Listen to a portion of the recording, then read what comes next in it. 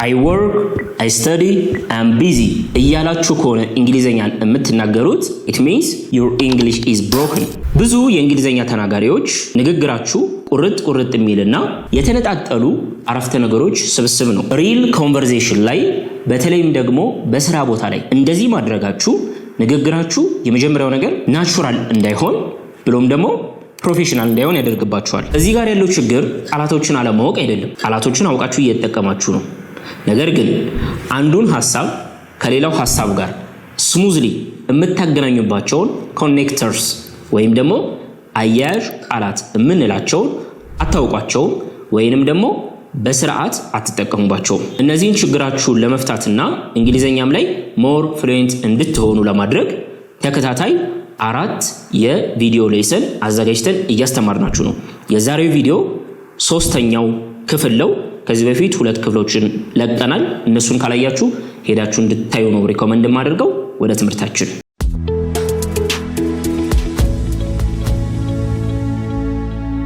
ከዚህ በፊት የተለያዩ እንግሊዘኛ ላይ የሚገኙ ኮንጃክሽኖችን እያየን መተናል። ዛሬ ወደ 4 የሚደርሱ ጠቃሚ ኮንጃክሽኖችን ነው የምናየው። አራቱም ከታይም ከጊዜ ጋር የሚገናኙ ናቸው። የመጀመሪያው የምናያት when የምትለዋል ነው። በጣም ወሳኝ ትምህርት ነው የዛሬው። whenን ካየን በኋላ while የምትለዋን እናያለን። then after before የሚባሉትን እንቀጥላለን ማለት ነው። ስለዚህ when ብዙ ጊዜ የምንማራት WH question ተብለን ነው አይደለም? what which where when እያልን እዛ ውስጥ እናገኛታለን። ያኔ ጥያቄ ለመጠየቅ ስንጠቀምባት መቼ ማለት ነች። እዚህ ጋር ግን እንደዛ ፈጽሞ አይደለችም። ኦኬ ጥያቄ ልንጠይቅ አይደለም እዚህ ጋር የምንጠቀማት፣ እሱን መገንዘብ አለብን። ምን ለማሳየት እንጠቀምባታለን? specific time. we use when to talk about a specific time something happens። አንድ ነገር የሚከናወንበትን ስፔሲፊክ የሆነች የተመረጠች ታይም ለመናገር እንጠቀምበታለን። ለወደፊት ሊሆን ይችላል፣ በኃላፊ ጊዜ ሊሆን ይችላል። ኤግዛምፕሎችን I will call you እደውልልሃለሁ። አሁን when ጥቅሟ ምንድነው? መቼ እንደምደውልለት እናገርባታለሁ። በምደርስ ጊዜ መቼ ነው የምደውልለት ለዚህ ልጅ? በምደርስ ጊዜ እቤት ሊሆን ይችላል ወይም ሌላ ቦታ፣ ብቻ ግን ስደርስ እደውልለታለሁ። ስለዚህ when እዚህ ጋር ጥቅሟ ምንድነው? ታይምን እየተናገረች ነው። እምደውልለትን ታይም የግድ 3 ሰዓት 4 ሰዓት ማለት ሳይጠበቅብኝ I will call you when I arrive። በምደርስ ጊዜ እደውልልሃለሁ እያልኩ ነው። I hope ግልጽ ነው። when I ብላችሁ እንደዚህ ስታደርጉ እንደዚህ በማደርግ ጊዜ እያላችሁ እንደሆነ እንድትገነዘቡ ፈልጋለሁ። 2 she smiled ፈገግ አለች። መቼ? when she saw him እሱን ባየችው ጊዜ።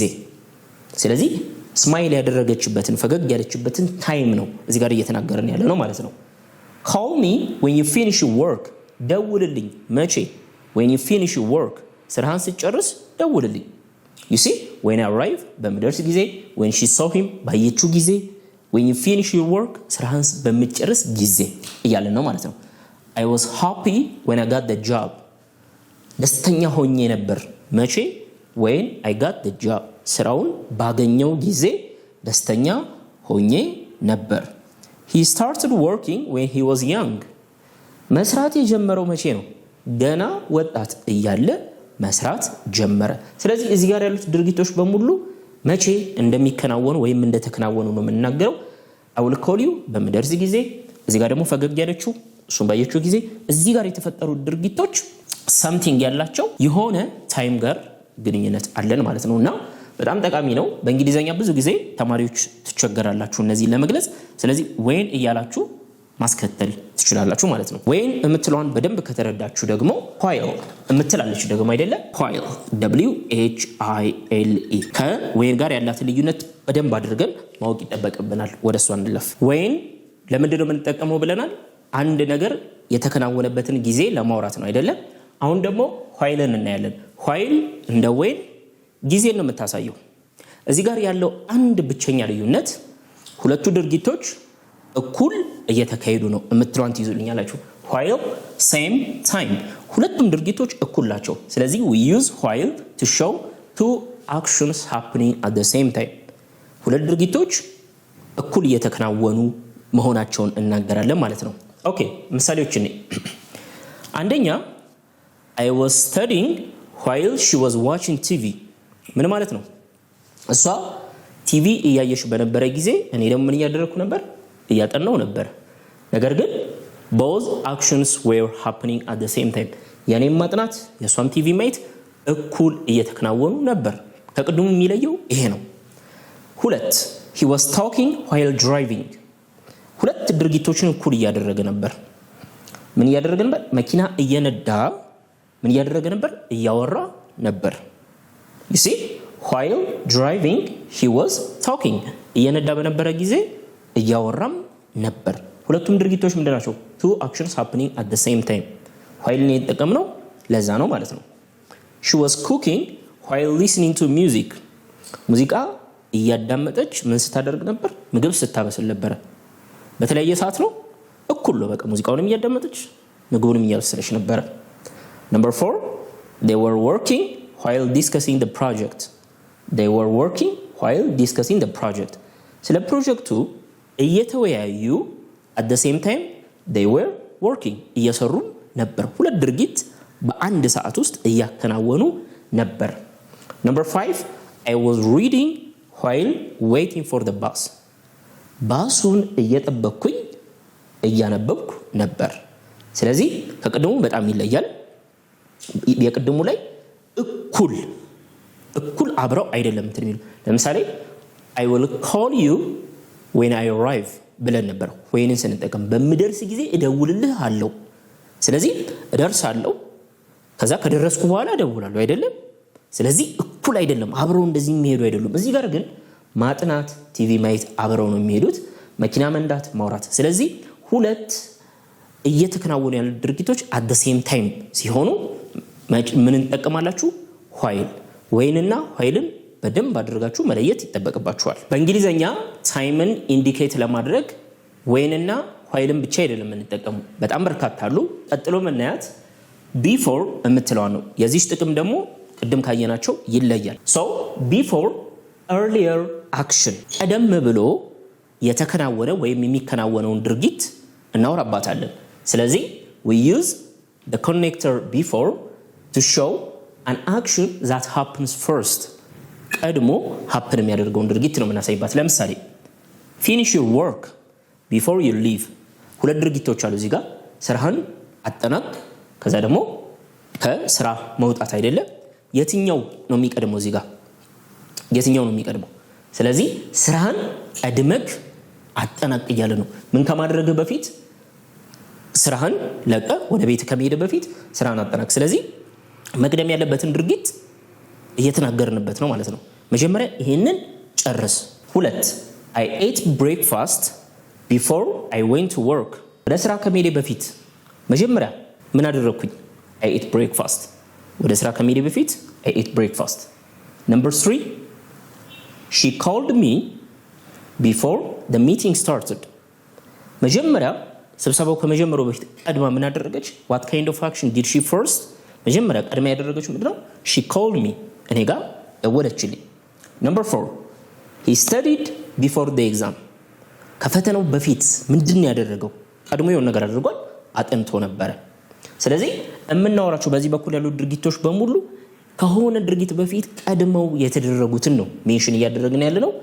we talked before we made a decision we talked before we made a decision ውሳኔ እኮ ከመወሰናችን በፊት ቀድመን ምን አድርገናል? ቀድመን አውርተናል እያልን ነው ማለት ነው። ስለዚህ የሆነ ድርጊት መቅደሙን ለመናገር earlier action ለመናገር before እንጠቀማለን። የዚህ ተቃራኒ ደግሞ ማለት ነው after ነው። finish your work after you leave ብል ሴንስ አይሰጥም አይደለ? I ate breakfast after I went to work ብንል እዚህ ጋርም ሴንስ አይሰጥም። after ደግሞ ምንድነው? የሆነ ነገር ካደረክ በኋላ የሚመጣ ነው እንጂ ቀድሞ የሚደረግን አይደለም። ስለዚህ after የምትለዋን ደግሞ እንያት። አሁን የምናያት after የምትለዋን ሲሆን ቅድም ካየናት before ከምትለዋ ተቃራኒ ነች። ቅድም before ላይ ምን ብለናል? earlier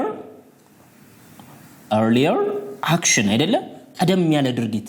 እዚህ ጋር ግን እንደዛ አይደለም። እዚህ ጋር ደግሞ ምንድነው? later action ቀጥሎ የሚመጣ። ኦኬ። ስለዚህ we use the conjunction after to show an action that happens second ቅድም first ብለን ነበረ አሁን ደግሞ that happens second or next ቀጥሎ ስለሚደረገው ነገር ስለዚህ እዚህ ጋር ነኝ I will call you before ብል እንደቀደሙ I will call you before the meeting ከስብሰባው አስቀድም ይሄ ድርጊት ምንድነው first ቀድሞ የሚከናወን ነበር አሁን ግን after ምትራን ስንጠቀም ምን ይሆናል I will call you after the meeting ከስብሰባው በኋላ እደውላለሁ ስለዚህ ይሄ ድርጊት ቀጥሎ የሚመጣ it is a type of action that happens second ቀጥሎ የሚመጣ ድርጊት ነው she slept after she finished her work ምን ማለት ነው ስራዋን ከጨረሰች በኋላ እንቅልፏን ተኛች ቀጥሎ የመጣ ድርጊት ነው ልብ በሉ 3 we went home ወደ ቤት ሄድን ከምን በኋላ after the party ከድግሱ በኋላ ወዴት አመራን ወደ ቤታችን ሄድን number 4 he relaxed after he completed his task የነበረበትን ስራ ካጠናቀቀ በኋላ ምን አደረገ ዘና ፈታ አለ እያለ ነው ማለት ነው እነዚህ ድርጊቶች በሙሉ ምንድናቸው after ብለን ካወራናቸው ቀጥሎ የመጡ ድርጊቶች ናቸው they celebrated ምንድነው ደስታቸውን አከበሩ after ምን ካገኙ በኋላ after they won the game ምን ካደረጉ በኋላ ጨዋታውን ካሸነፉ በኋላ celebrate አደረጉ አከበሩ እያለ ነው ማለት ነው so ዛሬ ከታይም ጋር ሪሌት የሚያደርጉ አራት ኮንጃክሽኖችን ያያየነው ነገር ግን ይበልጥ ይሄንን ትምህርት እንድትረዱ ደግሞ ፒዲኤፍ ነው ቴሌግራም ቻናላችን ላይ ያስቀምጠናል እሱን ሄዳችሁ ቼክ እንድታደርጉት ፈልጋለሁ ንግግራችሁ ተፈጥሯዊ ፍሉዌንት እንዲሆን ዛሬ ተማርናችሁ ዛሬ ብቻ አይደለም ከዚህ በፊትም የተማርናችሁ ኮኔክተርስ በየቀኑ ማወቅ ብቻ ሳይሆን ፕራክቲስ ማድረግ ያስፈልጋል በየቀኑ ንግግራችሁ ላይ እየከተታችሁ መለማመድ ይጠበቅባችኋል ማለት ነው ሰብስክራይብ ያላደረጋችሁ ተማሪዎች ቻናላችንን ሰብስክራይብ አድርጉ ዛሬ ካየናችሁ ከአራቱ እስኪ አንደኛውን ፒክ አድርጉና ኮሜንት ሴክሽን ላይ የራሳችሁን ሴንቴንስ